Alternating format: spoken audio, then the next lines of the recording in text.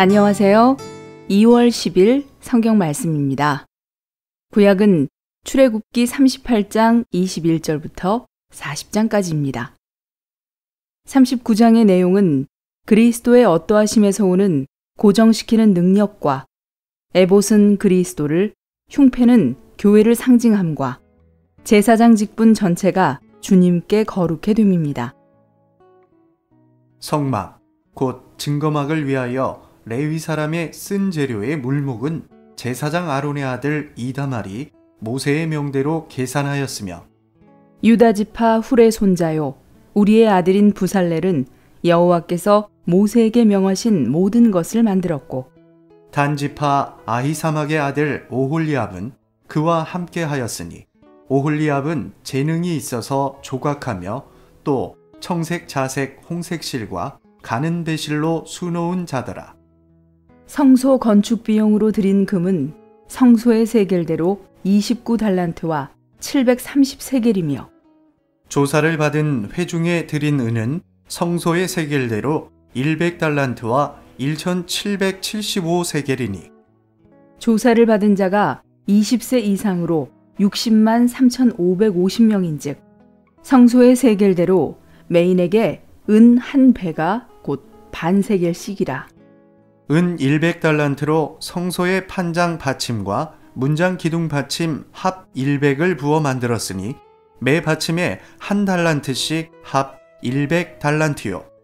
1775세겔로 기둥 갈고리를 만들고 기둥 머리를 싸고 기둥 가름대를 만들었으며, 드린 놋은 70달란트와 2400세겔이라. 이것으로 회막문 기둥 받침과 놋단과 놋그물과 단의 모든 기구를 만들었으며, 뜰 사면의 기둥 받침과 그 문장 기둥 받침이며 성막의 모든 말뚝과 뜰 사면의 모든 말뚝을 만들었더라. 39장의 내용은 그리스도의 어떠하심에서 오는 고정시키는 능력과 에봇은 그리스도를, 흉패는 교회를 상징함과 제사장 직분 전체가 주님께 거룩해 됨입니다. 그들이 여호와께서 모세에게 명하신 대로 청색, 자색, 홍색 실로 성소에서 섬기기 위한 정교한 옷을 만들고 또 아론을 위한 거룩한 옷을 만들었더라. 그가 또 금실과 청색, 자색, 홍색 실과 가늘게 꼰 배실로 에봇을 만들었으되, 금을 얇게 쳐서 오려서 실을 만들어 청색, 자색, 홍색 실과 가는 배실에 섞어 공교히 짜고, 에봇을 위하여 견대를 만들어 그 두 끝에 달아 서로 연하게 하고, 에봇 위에 에봇을 매는 띠를 에봇과 같은 모양으로 금실과 청색, 자색, 홍색 실과 가늘게 꼰 배실로 에봇에 붙여 짰으니 여호와께서 모세에게 명하신 대로 하였더라. 그들이 또 호마노를 깎아 금태에 물려 인을 새김같이 이스라엘의 아들들의 이름을 그것에 새겨 에봇 견대에 달아 이스라엘 자손의 기념 보석을 삼았으니 여호와께서 모세에게 명하신 대로 하였더라. 그가 또 흉패를 공교히 짜되 에봇과 같은 모양으로 금실과 청색, 자색, 홍색 실과 가늘게 꼰 배실로 하였으니, 그것의 장이 한 뼘, 광이 한 뼘으로 네모 반듯하고 두 겹이며, 그것에 네 줄 보석을 물렸으니 곧 홍보석, 황옥, 녹주옥이 첫 줄이요. 둘째 줄은 석류석, 남보석, 홍마노요. 셋째 줄은 호박, 백마노, 자수정이요. 넷째 줄은 녹보석, 호마노, 벽옥이라 다 금태에 물렸으니, 이 보석들은 이스라엘 아들들의 이름, 곧 그들의 이름대로 12이라. 인을 새김같이 그 12지파에 각 이름을 새겼으며, 그들이 또 정금으로 사슬을 노끈처럼 따 흉패에 붙이고, 또 금태 둘과 금고리 둘을 만들어 그 두 고리를 흉패 두 끝에 달고, 그 두 따은 금사슬을 흉패 끝 두 고리에 꿰어 메었으며, 그 따은 두 사슬의 다른 두 끝을 에봇 앞 두 견대의 금태에 메고, 또 금고리 둘을 만들어 흉패 두 끝에 달았으니 곧 그 에봇에 대한 안쪽 가에 달았으며, 또 금고리 둘을 만들어 에봇 앞 두 견대 아래 매는 자리 가까운 편, 곧 공교히 짠 에봇띠 위편에 달고, 청색끈으로 흉패고리와 에봇 고리에 꿰어 흉패로 공교히 짠 에봇띠 위에 붙여서 에봇을 떠나지 않게 하였으니 여호와께서 모세에게 명하신 대로 하였더라. 그가 에봇 받침 긴 옷을 전부 청색으로 짜서 만들되 그 옷의 두 어깨 사이에 구멍을 내고 갑옷 깃같이 그 구멍 주위에 깃을 짜서 찢어지지 않게 하고 청색, 자색, 홍색 실과 가는 배실로 그 옷 가장자리에 성류를 수놓고 정금으로 방울을 만들어 그 옷 가장자리로 돌아가며 성류 사이사이에 달되 방울과 성류를 서로 간격하여 공직하는 그 옷 가장자리로 돌아가며 달았으니 여호와께서 모세에게 명하신 대로 하였더라. 그들이 또 직조한 가는 배로 아론과 그 아들들을 위하여 속옷을 짓고 세마포로 두건을 짓고 세마포로 빛난 관을 만들고 가는 배실로 짜서 세마포 고이들을 만들고 가는 배실과 청색, 자색, 홍색 실로 수노와 띠를 만들었으니 여호와께서 모세에게 명하신 대로 하였더라. 그들이 또 정금으로 거룩한 패를 만들고 인을 새김같이 그 위에 여호와께 성결이라 새기고 그 패를 청색 끈으로 관 전면에 달았으니 여호와께서 모세에게 명하신 대로 하였더라. 이스라엘 자손이 이와 같이 성막 곧 회막의 모든 역사를 준공하여 여호와께서 모세에게 명하신 대로 다 행하고 그들이 성막을 모세에게로 가져왔으니 곧 막과 그 모든 기구와 그 갈고리들과 그 널판들과 그 띠들과 그 기둥들과 그 받침들과 붉은 물들인 순양의 가죽 덮개와 해달의 가죽 덮개와 가리우는 창과 증거궤와 그 채들과 속죄소와 상과 그 모든 기구와 진설병과 정금 등대와 그 잔, 곧 버려놓은 등잔과 그 모든 기구와 등유와 금단과 관유와 향기로운 향과 장막 문장과 놋단과 그 놋 그물과 그 채들과 그 모든 기구와 물두멍과 그 받침과 뜰의 포장들과 그 기둥들과 그 받침들과 뜰 문의 장과 그 줄들과 그 말뚝들과 회막의 소용 곧 성막의 모든 기구와 성소에서 섬기기 위한 정교한 옷, 곧 제사 직분을 행할 때에 입는 제사장 아론의 거룩한 옷과 그 아들들의 옷이라. 여호와께서 모세에게 명하신 대로 이스라엘 자손이 모든 역사를 피라매 모세가 그 필한 모든 것을 본즉 여호와께서 명하신 대로 되었으므로 그들에게 축복하였더라.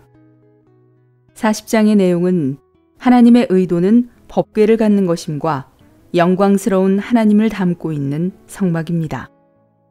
여호와께서 모세에게 일러 가라사대 너는 정월 초 1일에 성막 곧 회막을 세우고 또 증거궤를 들여놓고 또 장으로 그 궤를 가리우고 또 상을 들여놓고 그 위에 물품을 진설하고 등대를 들여놓고 불을 켜고 또 금향단을 증거궤 앞에 두고 성막문에 장을 달고 또 번제단을 회막의 성막문 앞에 놓고 또 물두멍을 회막과 단 사이에 놓고 그 속에 물을 담고 또 뜰 주위에 포장을 치고 뜰 문에 장을 달고 또 관유를 취하여 성막과 그 안에 있는 모든 것에 발라 그것과 그 모든 기구를 거룩하게 하라.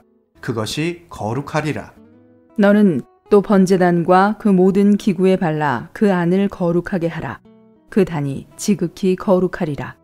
너는 또 물두멍과 그 받침에 발라 거룩하게 하고 너는 또 아론과 그 아들들을 회막문으로 데려다가 물로 씻기고 아론에게 거룩한 옷을 입히고 그에게 기름을 부어 거룩하게 하여 그로 내게 제사장의 직분을 행하게 하라.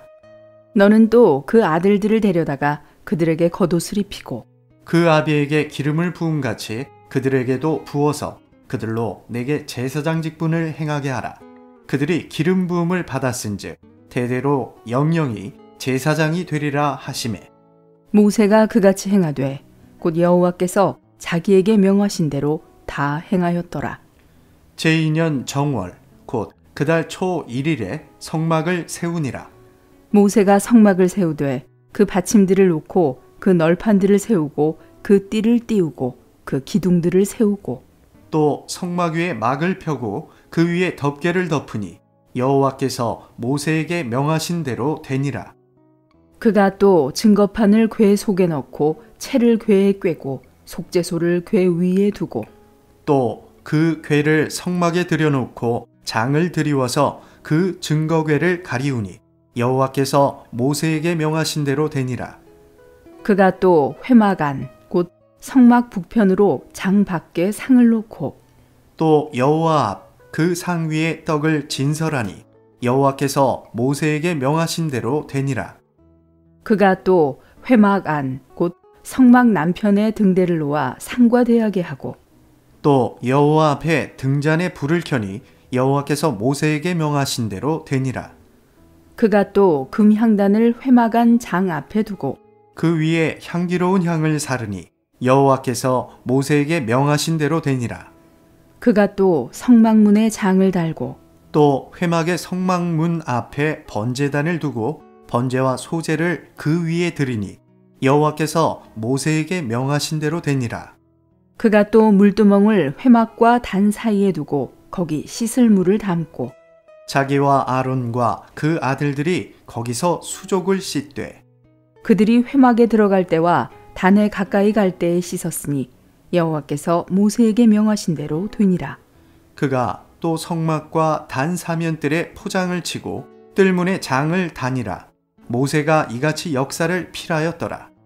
그 후에 구름이 회막에 덮이고 여호와의 영광이 성막에 충만하매 모세가 회막에 들어갈 수 없었으니 이는 구름이 회막 위에 덮이고 여호와의 영광이 성막에 충만함이었으며 구름이 성막 위에서 떠오를 때는 이스라엘 자손이 그 모든 행하는 길에 앞으로 발행하였고 구름이 떠오르지 않을 때에는 떠오르는 날까지 발행하지 아니하였으며 낮에는 여호와의 구름이 성막 위에 있고 밤에는 불이 그 구름 가운데 있음을 이스라엘의 온 족속이 그 모든 행하는 길에서 친히 보았더라.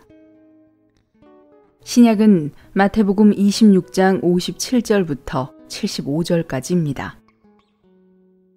공회의 재판을 받으심. 예수님을 붙잡은 사람들이 그분을 대제사장 가야바에게 끌고 가니 거기에 율법학자들과 장로들이 모여 있었다. 베드로는 멀찍이 떨어져 예수님을 뒤따라 대제사장의 집 안뜰까지 가서 그 결말을 보려고 안으로 들어가 하인들과 함께 앉아 있었다. 대제사장들과 온 공회가 예수님을 죽이려고 그분을 고소할 거짓 증거를 찾고 있었고 많은 거짓 증인이 나아왔으나 그 증거를 찾아내지 못하였다. 그 후에 두 사람이 와서 이 사람이 내가 하나님의 성전을 헐고 3일 만에 건축할 수 있습니다. 라고 말하였습니다. 라고 하니 대제사장이 일어서서 예수님께 그대는 아무 대답도 하지 않으시오. 이들이 그대에 대하여 불리하게 증언하고 있잖소. 라고 하였으나 예수님께서 침묵하셨다. 그러자 대제사장이 내가 그대에게 명령하오. 그대가 하나님의 아들 그리스도인지를 살아계신 하나님을 두고 맹세하여 우리에게 말하시오. 라고 하니 예수님께서 그에게 말씀하셨다. 대제사장께서 말씀하신 대로입니다. 그러나 내가 여러분에게 말합니다. 장차 여러분은 사람의 아들이 큰 능력이 있으신 분의 오른편에 앉은 것과 하늘 구름을 타고 오는 것을 볼 것입니다. 그러자 대제사장이 자기 옷을 찢으며 그가 하나님을 모독하였소. 우리에게 더 이상 어떤 증인들이 필요하겠소. 보시오.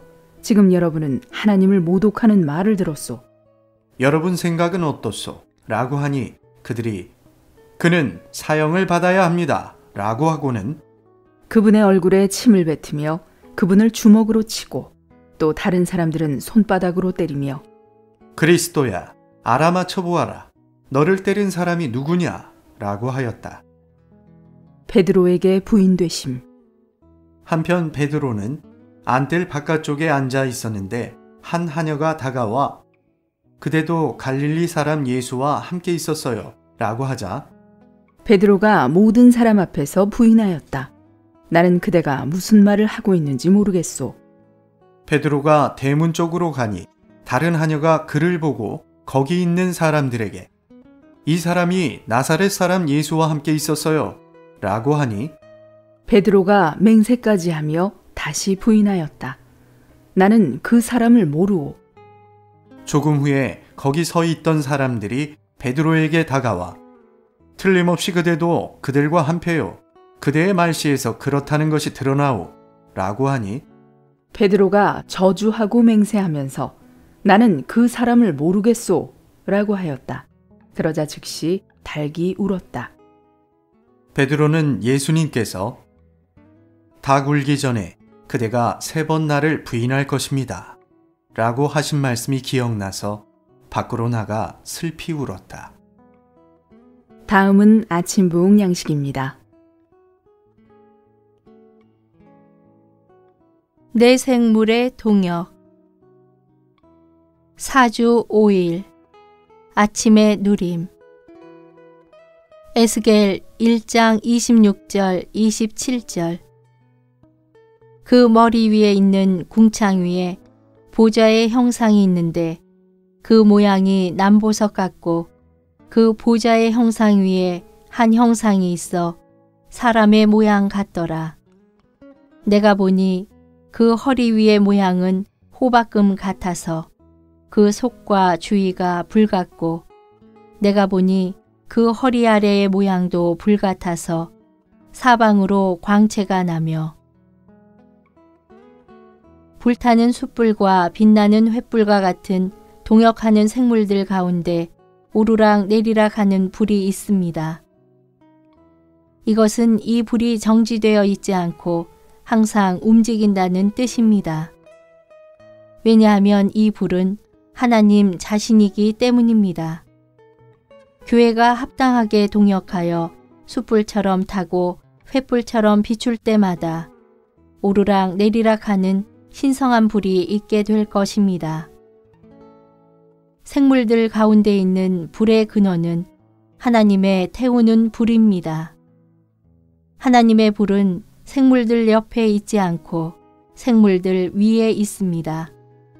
생물들에게는 불이 있는데 이것은 그들이 교통 안에서 하나님께서 그들 가운데 자유롭게 움직이시도록 허락해 드리기 때문입니다. 따라서 그들의 교통 가운데 있는 불은 하나님의 불의 모양입니다. 하나님의 외양은 타오르는 불과 같으며 내 생물의 외양도 타오르는 불과 같습니다. 이것은 생물들이 거룩하게 하시는 하나님의 외양을 가지고 있음을 가리킵니다. 그들은 거룩하게 하시는 하나님처럼 보입니다. 이것을 통해 우리가 더욱더 태워지고 빛비춤을 받을수록 더욱더 하나님의 외양을 갖게 되고 더욱더 그분을 표현할 것임을 알 수 있습니다. 오늘의 읽을 말씀. 에스겔서 1장 13절 하반절은 그 불은 광채가 있고 그 가운데에서는 번개가 나며 라고 말합니다. 불이 밝아 광채가 난다는 것은 생물들이 동역할 때에 영광스럽고 위험 있는 상태를 나타낸다는 것을 가리킵니다. 이것이 바로 오늘날 교회 생활 안에 있는 상태여야 합니다. 교회 안의 상태가 이렇다면 불일치가 없을 것입니다. 오히려 젊은이들은 연장자들에게 복종하고 연장자들은 젊은이들을 섬길 것입니다. 그러한 상황은 아름답고 빛이 납니다. 교회의 상태가 이와 같이 되려면 우리는 철저히 태워지고 빛비춤을 받아야 합니다. 우리에게 태워짐과 빛비춤이 많으면 많을수록 사람들은 더욱더 하나님의 영광과 아름다움과 위엄의 광채를 볼 것입니다. 불 속에는 광채뿐 아니라 번개의 번쩍임도 있습니다. 광채는 일반적인 것인 반면에 번개의 번쩍임은 특별한 것입니다. 왜냐하면 번개의 번쩍임은 대개 폭풍과 어둠과 연관되기 때문입니다. 보통 때 교회는 하나님의 빛비춤과 광채로 가득해야 합니다. 그러나 특별한 때, 즉 비상시나 위기의 때에는 번개의 번쩍임이 있을 수 있습니다. 이것은 특별한 때에는 갑자기 번쩍여서 다른 사람들을 놀라게 하는 특별한 빛이 있을 수 있음을 뜻합니다. 에스겔서 1장 14절은 그 생물들은 번개 모양같이 왕래하더라 라고 말합니다. 이 말씀은 동역하고 숯불과 횃불 같으며 그들 가운데 불이 오르락 내리락 하는 생물들이 걷지 않고 달릴 것임을 가리킵니다. 생물들은 능력과 충격력을 갖고 있기 때문에 달립니다.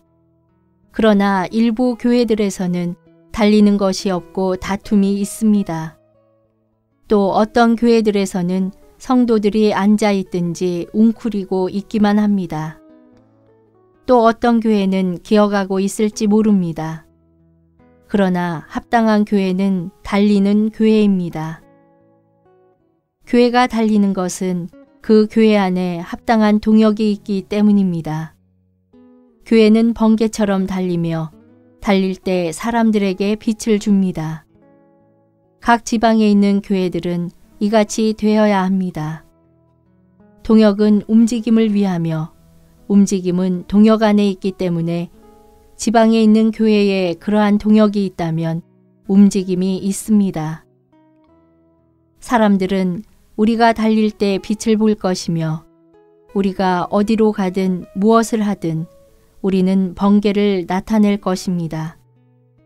우리에게는 빛의 번쩍임이 있을 것이며 사람들에게 빛비춤을 받게 할 것입니다. 이러한 움직임이 합당한 교회 생활입니다. 이러한 동역은 주님의 임재와 축복을 가져오며 교회를 합당한 균형 안에 지켜주어 극단으로 치우치는 것을 막아줄 것입니다. 오늘도 주님의 은혜가 가득하길 원합니다. 내일 또 뵙겠습니다.